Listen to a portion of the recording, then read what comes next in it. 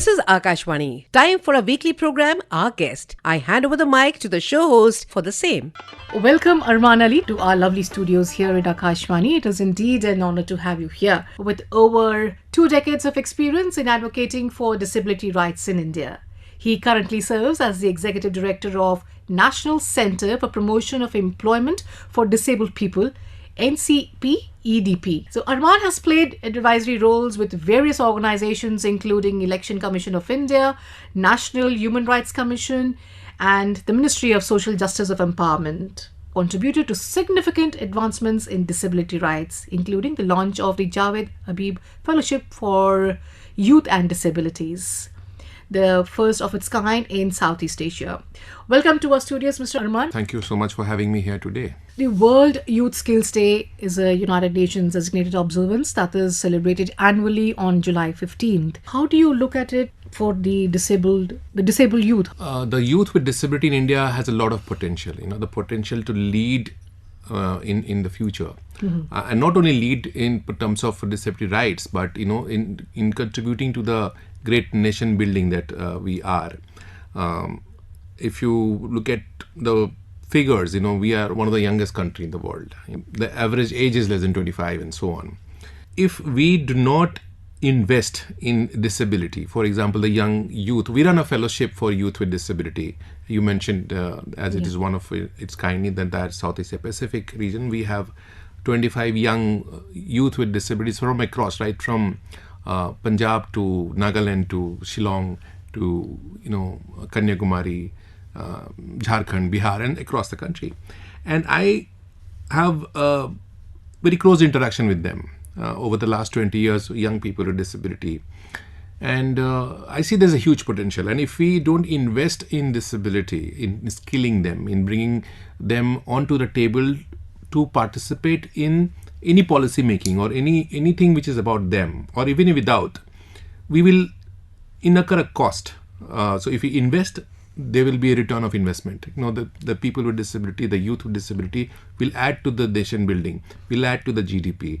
And I think anything like India is a great country. We have great, constitution which guarantees everybody's equality and dignity. We have a very progressive law, the Rights of Persons with Disability Act 2016, which is very progressive in terms of inclusion. The challenge remains in implementation of these guidelines and policies. And youth, I think I'm not talking of youth with disability only.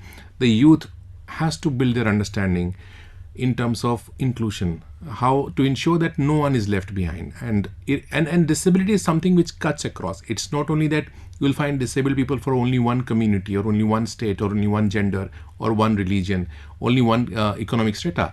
You will find disabled people in every community, every state, every corner of this world.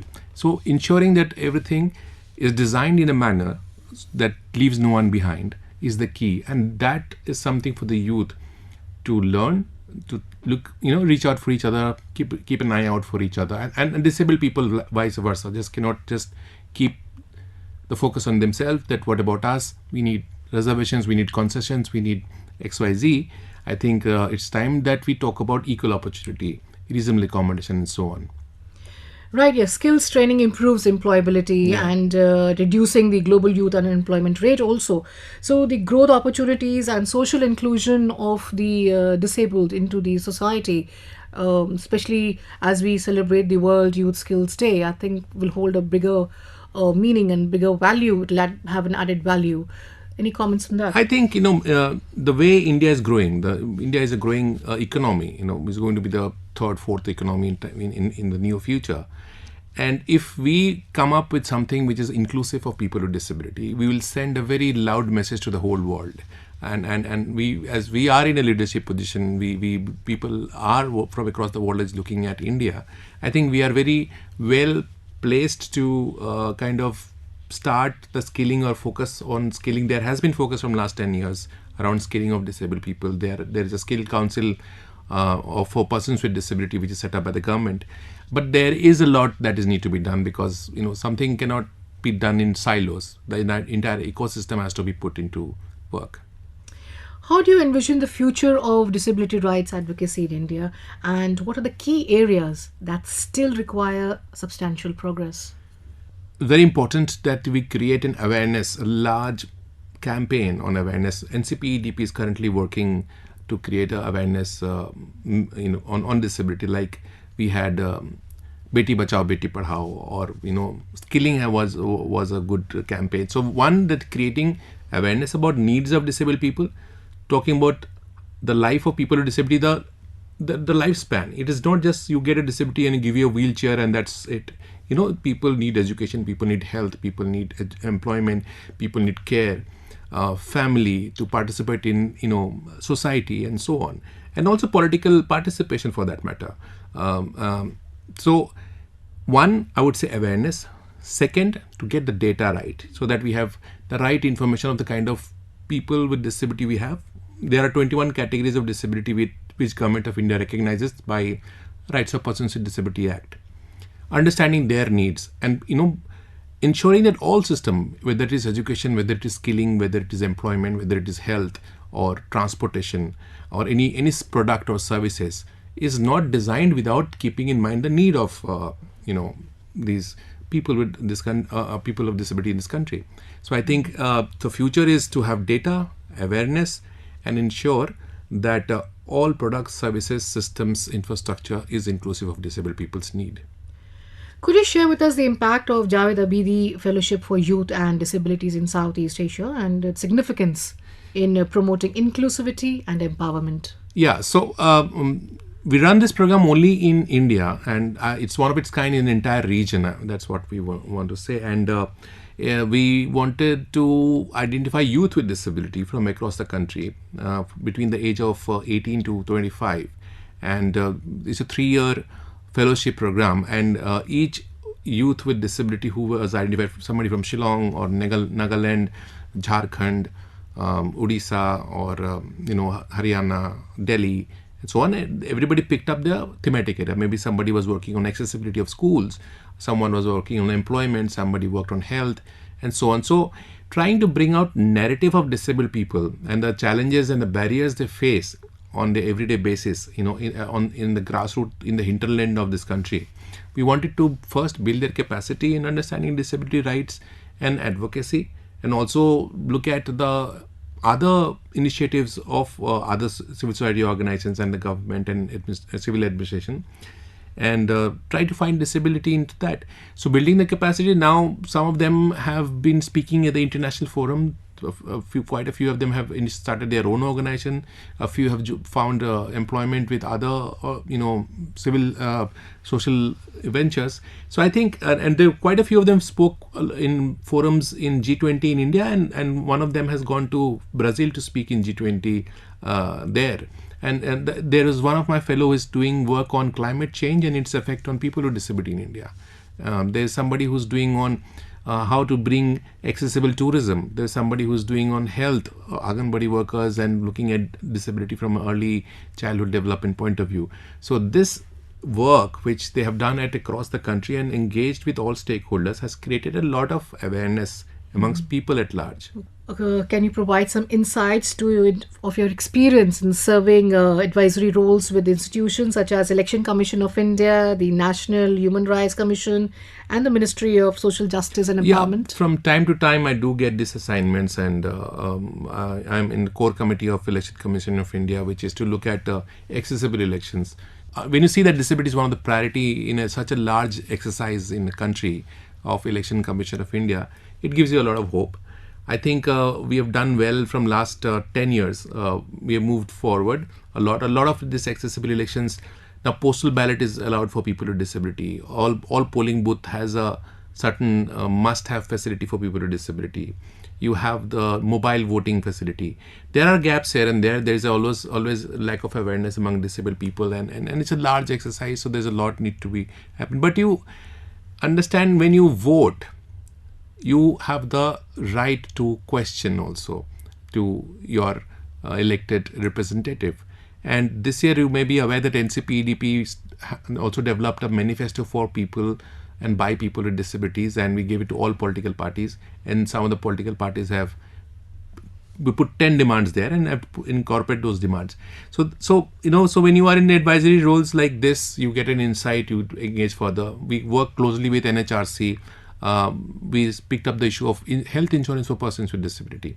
So we organized a large event of calling all the insurance companies and IRDI, Insurance Regulatory Authority of India, and NHRC, us and government, try to find that how can we ease the process of health insurance for people with disability. So there's a lot of work which is in progress for election commission, for example, from just voting right to political participation. How can people with disability, contest election for that matter, and so on. How do you perceive the role of leadership training in public policy? I think it's very important that public policy is inclusive of disabled people, because disability is something which happens to anyone and everyone. And also, if you look at elderly population in India by 2050, a large population of our country will be of elderly people. So, public policy which is inclusive of marginalized group, whether it is gender or people with disability or elderly or any other minority group, is kind of works in protecting the ethos and also the right of all people in the country. Because if you look at the weakest section of the society, then everybody else is taken care of. Looking ahead, what are your aspirations and goals for the National Centre for Promotion of Employment for Disabled People? And how do you plan to continue driving positive change in the realm of disability rights and inclusion? I think we want to work very closely with all stakeholders, particularly government and private sector, in terms of creating more awareness around disability, in terms of how do we implement all laws and policy. We're going to work very closely with the Member of Parliament. We are forming a Member of Parliament forum for disability. We are already in talks with multiple parties and Members of Parliament there. We want to work very focused way of institution building, where we become a one-stop shop for anything that you want to know on disability rights and policy.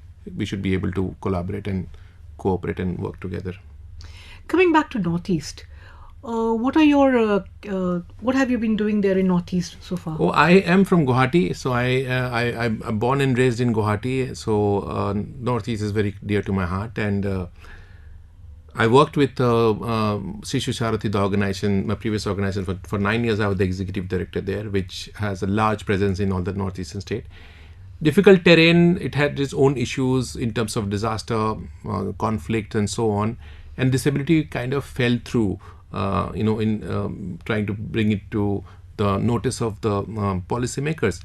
But in the last 10 years, I think a lot is again happening, and I give the credit to the young people with disability there, who have started to articulate their concerns to the, to those right stakeholders. But from the mainland country, mainland India, we are at least 20 years behind, and there is need a lot of focus in creating accessible infrastructure to start with, to provide education at free education, inclusive education to all people with disability is something that is need to be done.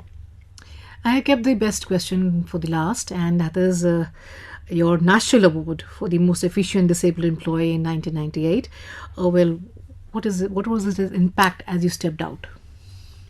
I don't know. I was very young. I didn't figure out what. I was recommended by government of Assam. As I mentioned, I dropped out of school early, and I started working with my father.